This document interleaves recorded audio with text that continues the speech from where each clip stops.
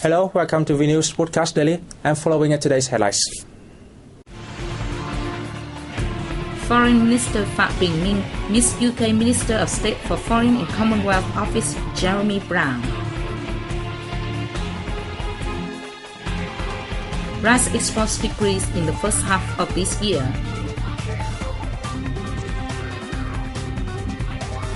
Vietnam-Latin America Trade and Investment Forum, one of the most important activities in foreign relations of Vietnam this year.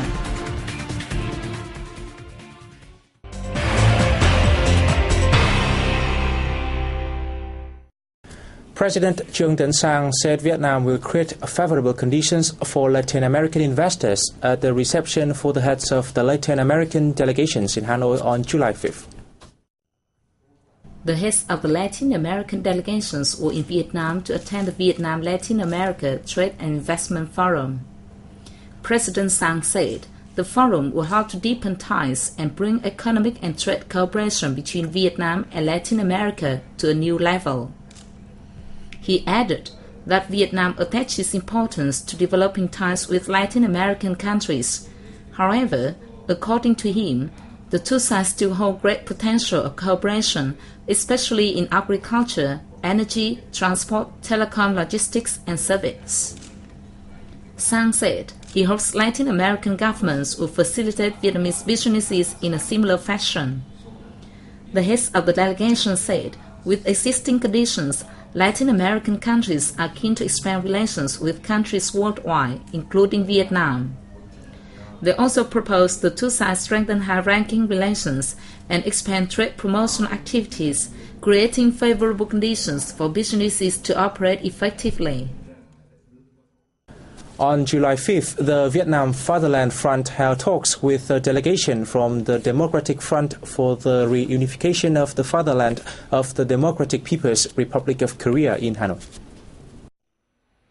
At the event, the two sides briefed each other on the socio-economic situation in each country and the two fronts' achievements over the past years. The two sides agreed that they will closely work together in strengthening the friendship and cooperation between the two fronts, contributing to developing the solidarity and traditional relations between the two countries. Along with promoting the involvement of both peoples in bilateral cooperation programs, the two sides will also exchange information, coordinate with each other on common issues, and regional and international issues of mutual concern as well. At the same time, the two fronts will also step up delegation exchanges to share experience and strengthen the cooperation among civilian organizations of both countries. Earlier the same day, President of the Vietnam Fatherland Front Central Committee, Huỳnh Đam, met Chief of the Secretariat of the Central Committee of the Democratic Front for the Reunification of the Fatherland, Kim Won-soo. They expressed their pleasure at the sound relationship between the two fronts, parties, governments, and peoples, which was founded by the late President Ho Chi Minh and President Kim Il-sung, and nurtured by generations of both countries.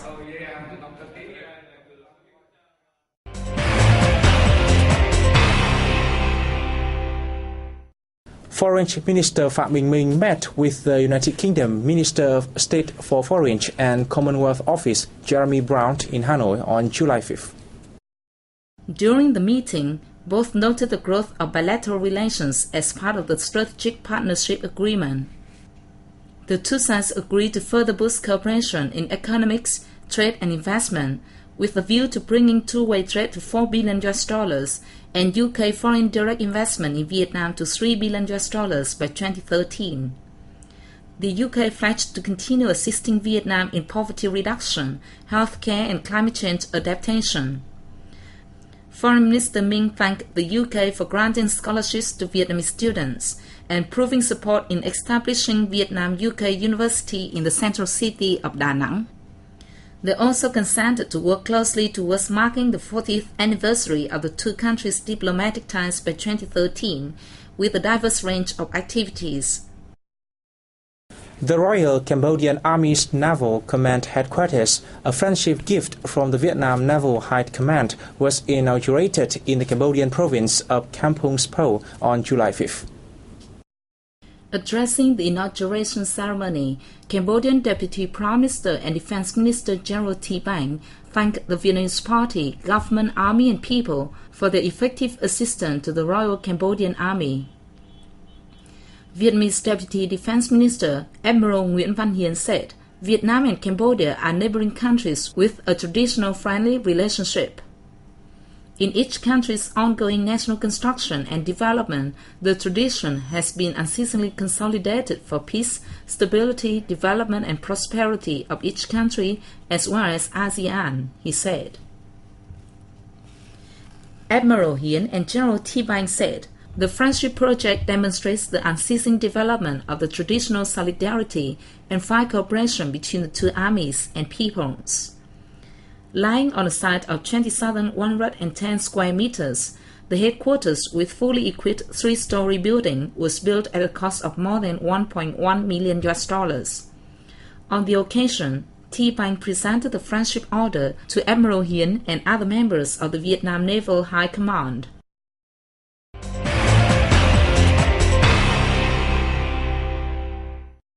Rice exports fell in both volume and value in the first half of this year, according to the Vietnam Food Association.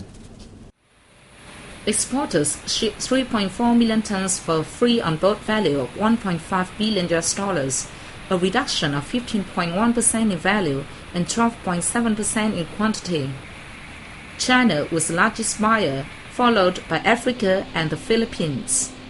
High-grade rice accounted for nearly half of the shipments, a 52.6% increase, as Vietnam took advantage of the higher prices of Thai rice to boost its own exports. India's resumption of export and the entry of Myanmar into the low-grade variety market shrunk the market share of Vietnamese low-grade rice, since they both offer low prices. Experts say China will continue to be a key export market for the rest of this year, but warned that there will be payment risks attached to that market. They also said the Republic of Korea and Japan are promising markets for Vietnamese rice, but they set the quality bar very high. Vietnam targets exports of 2.3 million tons in the third quarter, including 800,000 tons this month. The first ever Vietnam-Latin America Trade and Investment Forum got underway in Hanoi on July 5th. As one of the most important activities in foreign relations of Vietnam this year, the event was to secure closer trade ties in the near future. Latin America has made a considerable number of achievements in many fields in the past, and along with Asia, is seen as a shining light on the global economic map. Two-way trade between Vietnam and Latin America has increased 17-fold, from $300 million in 2000 to over $5 billion in 2011. The event offered both Vietnamese and Latin American partners the chance to discuss ways of boosting trade and investment and draw up detailed cooperative mechanisms and agreements.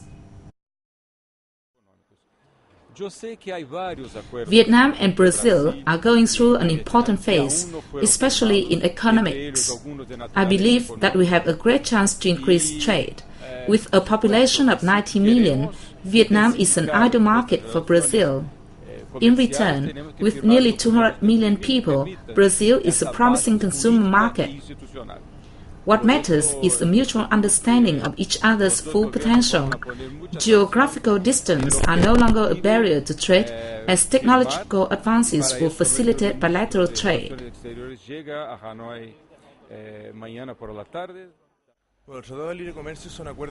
The Free Trade Agreement is significant as it promotes trade between Vietnam and Chile. It is a positive signal, not only in economically speaking, but also politically. Previously, Vietnam and Chile had signed an investment protection agreement in the 1990s. I believe that both countries have a strong foundation for developing relations.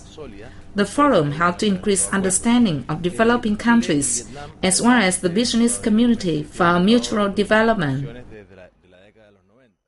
Despite the rapid and impressive growth, economic and investment ties between Vietnam and Latin America have yet to match their full potential.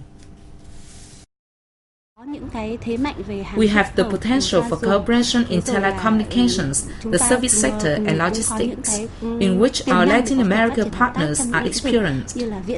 We are also able to develop the oil and gas industry. In agriculture, Vietnam has a lot of experience, and that is of interest to several Latin American companies.